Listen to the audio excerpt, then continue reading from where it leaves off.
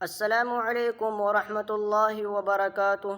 آج کا پیغام کہ بندے کی توبہ کا مسلسل قبول ہوتے رہنا یہاں تک کہ سورج کا مغرب سے طلوع ہونا یعنی قیامت تک۔ عن ابی موسیٰ عن النبی صلی اللہ علیہ وسلم ان اللہ عز وجل يبسط يده بالليل ليتوب مسيء النهار ويبسط يده بالنهار ليتوب مسيء الليل حتى تطلع الشمس من مغربها كما رواہ مسلم۔